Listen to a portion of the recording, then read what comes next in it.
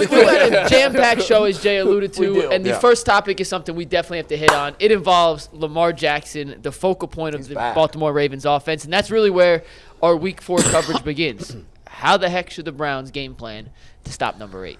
You're the defensive genius here. Well, I think that if I was going up against Lamar, what makes Lamar so dangerous is the ability to use his legs. So as great as our pass rush has been, it has been times where they've been flushed out of the pocket and it has created some lanes. You can't do that with Lamar because he's very dangerous with that. So if you're going to rush, I'm not saying rush. You do your best pass rush, but you cannot open up lanes. You have to rush together. I think this game is a big game for Dalvin Tomlinson and Jordan Elliott and whoever is at the defensive tackle. Yeah. Because if you can get that push from down the middle, that's hard to deal with as a quarterback, having your center or your guard in your lap. And if you try to escape, now you got Zadarius on the outside and Miles, so there's really nowhere to go. You want to make Lamar become a pocket passer in this game. And if he beats you with his arm, then you can salute to that. But you cannot.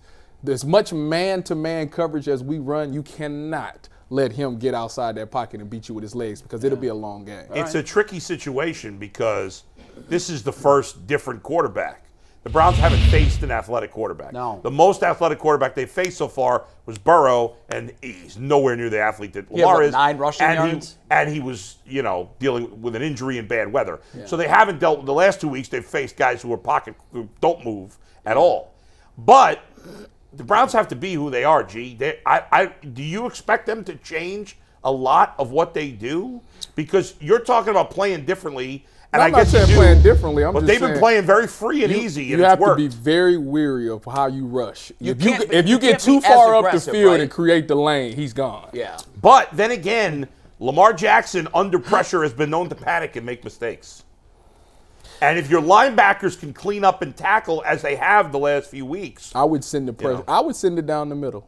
I would send the pressure down the middle. How important are the linebackers in a game like this? Well, it depends on what the coverage is. If we're in zone, which usually when you go up against a scrambling quarterback, you're in zone so everybody can see the quarterback. Because if you're in man, your back's turned to him, he can take off running, nobody see it. It was what Mike Vick did. Yeah. So expect less man this game. I do. Okay. I do, because he's that dangerous. But linebackers, if you got a spy, usually you put that spy on the guy, and you do that. If you're gonna put a spy on, then you're free to let your rushers do whatever they want to do. Because they'll flush him out the pocket and he'll just clean it up. Wherever he goes, that linebacker just follows him. Do they have that guy on this roster that can babysit Lamar Jackson and contain him? And who is it if they have him? You know who would be actually a decent guy at this? And they're going to call me crazy. J.O.K. Yeah, he's athletic enough. He's athletic enough to get it done. Right. Gee, you've studied this defense. Yes, more than I've anybody already here. studied the game tapes. Yeah. I've already talked to Jim Schwartz on the phone multiple times, and I just let you guys go because this is what they call crowd control. See right here, everybody was waiting to see what I was going to say, Tyvis. Why would I come out here and just saw Lamar Jackson play horrible against the Colts, and I come out here with one of the best defenses that we'd have ever had, and I'm going to switch it up? That's right. For who? Not for Lamar Jackson. And maybe if it was Patrick Mahomes, and we don't even really respect that. I'm waiting to see what they're going to do if we play Patrick. See, sometimes you don't need to stay in your rush lanes. You know why? If he's a right-handed quarterback, go back and watch the film against the Colts. He gets rushed to the left side. He scrambles out to his left-hand side, right? So that means he's a right-hand quarterback. If he has to throw it against his body, there's no way he's completing those passes. And he turned the ball over at the end of the game doing that. Right to the left-hand side, throw him against his body. You don't need to rush him that way. All you got to do is put Myles Garrett on that opposite end and rush him right to his right hand. He can't throw over there. And plus, what's even more dangerous and devastating is when you do have a spy like JOK that's sitting there waiting for you to rush that way, and he meets you at the junction point. See, the best thing about chaos is this. It works in regular life and real life and football. Chaos don't really care where you split to, right? He ain't got time to think about a rush lane where he's going to go to because he got somebody in his face over here. He got somebody over there coming to get him. He got somebody looking directly at him, mirroring every movement. He does not have a processor like that. The Lamar Jackson is a quarterback that need to see it, see it come open, That's right. and then throw it. By that time, we'd already been hit home, and you ain't got that much time to be doing that. I want to. This is the type of quarterback you want to play because he'll throw you 3 or 4 picks when he's under duress. And if you look at what the Browns have done, part of the reason, obviously, they have way better talent, they have way better coaching. But another part of the reason why they've had so much success so far is because they're confusing the offenses they're facing. Right. And as G said, he's 100% right. Lamar is not the quickest figure-outer, if you will, of defenses. And if you play conservatively against Lamar, you're playing into his hands. I think if you don't play aggressively, I think you got to stay aggressive like they've been and continue to try to confuse him. And even if he because when he gets out of the pocket, if he runs and you don't get there, it's a problem. Yeah, we all get it. You got to tackle him. Yeah, if you miss a tackle, you miss one tackle, it could be 80 yards. He's the hardest quarterback in my view in the league to tackle. Sure, you know what to be perfect. Well, actually, this sound it. If you remember, you know how they put Miles at that stand-up D tackle position. Yeah, I think this would be probably one of the best games you'd expect to see that because a lot. if you got Za'Darius and Double O on the outside, and now you got Miles bringing the pressure on the inside. Go back and take a look at that Miami Dolphin game a couple of years ago. Oh yeah, when they played cover 0 the whole night. Brian Flores had the whole, and at that time, Lamar Jackson was rolling. Offense looked great. Brian Flores comes in with the Dolphins, says, "Well, you know, when you do you want better? We're going to stand everybody up." So now you got to pick where the blitz is coming from every single play. Every single play, they were in his aggressive grill all night. That's what you got to do. I need to go back and see they played cover 0. Can the Browns play a cover 0? Yeah, if G New is healthy. And yesterday, I think Mary Kay said he was trending in the right direction. But she also said that they might just decide to sit him out because of the bye next week. Yeah. To give him 4. But he didn't he tweet that he wanted to come back this week? He said he was Baltimore week. He wants to, of course. But the doctors obviously have to say how things go over there. We know that if a player wants to play, they're gonna play. We watched that 2 years ago. I find it interesting that your approach is slight change of what we're doing, not so aggressive. You're saying no. We're going to put our best out on the field with what they do best, and we're going to match it up against their best and see who wins. It's almost like a power pitcher trying to throw it by a power hitter. No. I didn't say to change what you're doing. I said that don't open no lanes. That's what I said. Yeah, but is that what they've been doing so far, the first 3 games? They've lost. It was a bit helter-skelter, and they come from everywhere. Can they do that on Sunday? All I'm going to tell you is me and G had this conversation where he was like, yeah, in Jim Schwartz's defense, they don't care about contain. And I said, they don't. I've never heard. Okay, that's a problem. I've heard that too, and I think it's a problem as well. That's a problem. Because someone's going to expose that. Well, here's the thing. if think about it like this.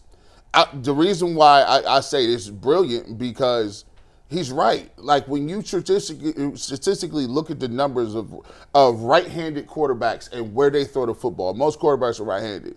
If you let them run to their left, to find somebody deep downfield, it's almost impossible to throw backside. But if you let them roll to their strong arm, they can look backside, they can look front side, they can throw against the grain, they can throw down on the sideline. So here's the thing, if you give them an opportunity, and especially for a quarterback like Lamar Jackson, we saw what Deshaun Watson looked like when a quarterback gets frustrated and is not able to do what he does best. Right. So when you look at him and he getting sacked and he's looking around, he's not going to be looking down the field to throw and get guys open and catch. He's looking to get out to make first downs. Because one thing about Lamar Jackson that you look at Ryan Tannehill and some of those other quarterbacks, how frustrating it is to go back to the sideline and tell your receivers, I didn't see you or I didn't have time, and you got 3, 4, 5 first downs. Yeah. In his mind, he gonna say, "Forget all that. I gotta get it where I can get it." That's a fact. Yeah. I need to know what coverage they playing behind all 0.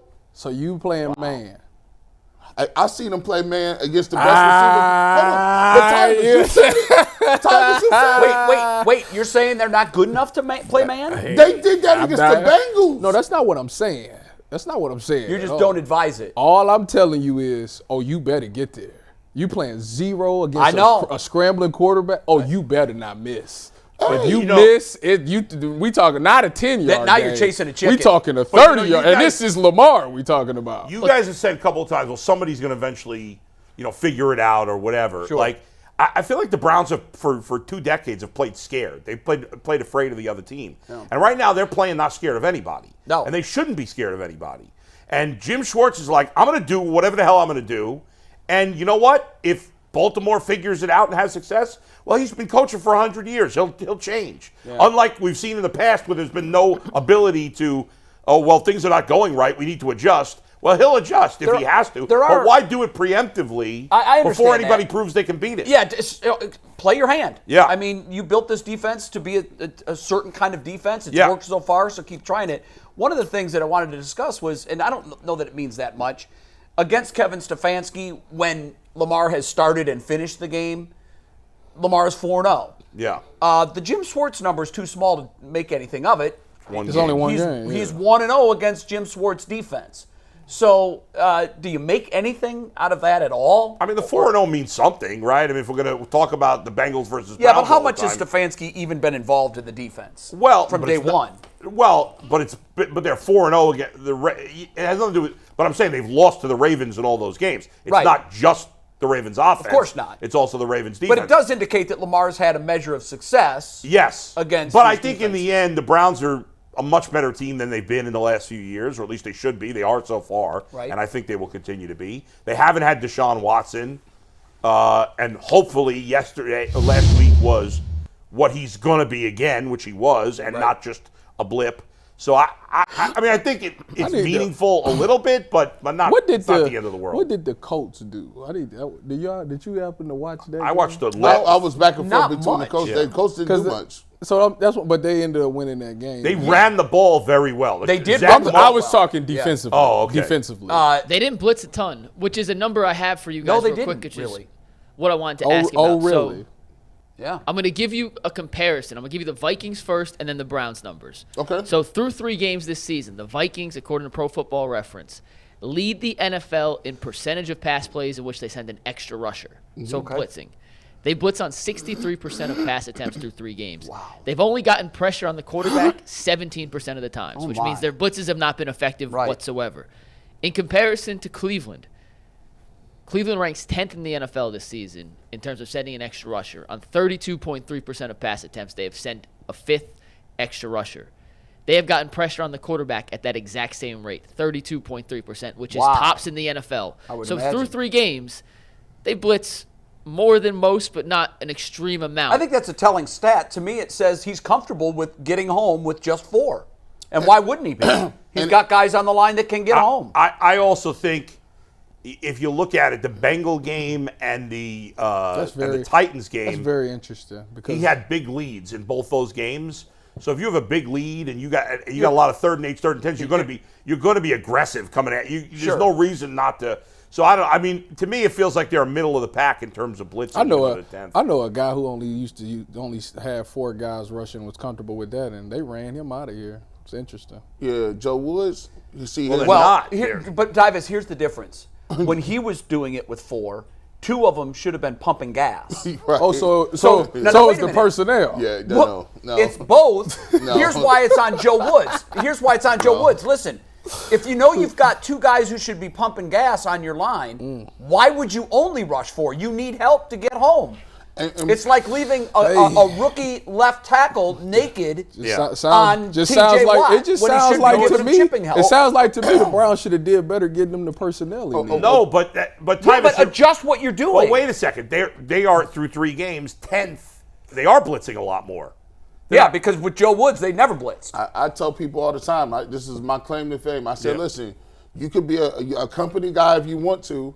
Everybody don't work their jobs, and you come in, they hype you up. Yeah, we love you. You're going to come in and change things. You go in, they promise you incentives. They promise you overtime to pay your guys, training, all this other stuff. You get here 2 weeks in, they say, we don't got the budget for that training package. 3 weeks later, what about the incentives I was going to give for these extra overtime? We don't got that either. And you say, okay, fine, because you knew. And then guess what? They bring you in another year later, and your little review and say, well, you know what, Garrett? we just didn't get what we wanted out of you. We thought you were going to come make a really big change. But they never gave you the tools. You didn't give me the tools. I asked for you. You lied to me. But here's the problem. I didn't speak up. If Joe Woods knew they was garbage. He saw them every day. He knew they was terrible. Why would you sit there and let them be garbage, and then you keep going to work and you getting blitzkrieged out here, you getting destroyed? Well, everybody knows that I do post-game show, and like I said, Grant Delpit had the most interesting comment in the post-game show. He was like, yeah, Grant, the defense has been looking really good. How much do you accredit that to Jim Schwartz? He said, well, I can tell you the difference is I know he knows what he's doing. I said, good night. Making an argument for Joe Woods good night. Is stupid. I know, but he's on that. You brought it up. I'm just all I said It's was not just about all the I said was personnel. the guy that was there last year rushed forward too. That's all. Yeah, I but he's said. not needed rushing to rush forwards. more. The Browns are 10th, but the Browns all are I'm not saying rushing is that just 4. you They're 10th in blitz percentage. Do we not realize that a lot of this secondary is a lot of these what we running like coverage wise is the same stuff? It's about what's happening up front. Different. Tell me about it. Because but it's not just up front. Tell me about it. But see, Tyvis, the point that I think you're missing is you're saying, well, Joe did the same thing last year. No, he didn't. But Joe just had a bunch of guys. Wait a second. Yeah, that's Wait why a second. I stood up on this show and said it's Let not Bull go because Tyvis. Bull's about to cook. Bull is about to cook. Dude, you keep saying they're not blitzing. They are. They're 10th in blitz. They're not 25th. They're 10th. They are blitzing. The Browns number 1. blitzed last Number year. 2. No, they didn't. No, blitz number last 2. year. Yeah, they did. Number 2. Where were they last year? I'll Mikey? get you last year's numbers. Forget Hold the front 4, which is obviously significantly improved talent, but playing better. But I'll you know what? For a second on the front 4, Myles Garrett is playing with a freedom and an excitement that we've never seen. Right. Never. Ever. As great as he plays. That goes to the coordinator. That He's is a never fact. played with this kind of intensity and energy and excitement and freedom. JOK, who looked like the worst football player on the planet last year, Said he should be cut. looks like a good football, not just okay, looks like a good football player. And Grant Delpit, who granted started to improve late last year, has probably played his 3 best football games ever the last 3 weeks. Of his life. He looks like a superstar. Again, small sample size. I get it. We got to see it for longer. So same personnel, come on. different scheme, different philosophy. Numbers? All I said was he didn't have a pass rush. Give me the numbers. I got the numbers for you, not. Tyvis. That's all I said. So Yeah. last season, the Browns ranked 17th in blitz rate. They Okay. blitzed 22.9%, so 10% less than they are this year. But their pressure rate is where it gets staggering. They ranked near the bottom of the league in pressure rate, 5th to last at only 18.2% compared to 32.3% this year. And sometimes it's not the X's and the O's, it's the Johns and the Joes. It's It's always a combination. You know that. And sometimes That's all I'm saying. And one guy lets your best player play basketball over the center. I ain't see hooping last year. They let the dude run across the line of scrimmage, and he sits in his coach laughs. Yeah. Look at my guy out there destroying. Let me ask you this. If Jadeveon Clowney had said to Jim Schwartz, I'm not playing except on 3rd down, what do you think Jim Schwartz would have done? Then you're not playing at all.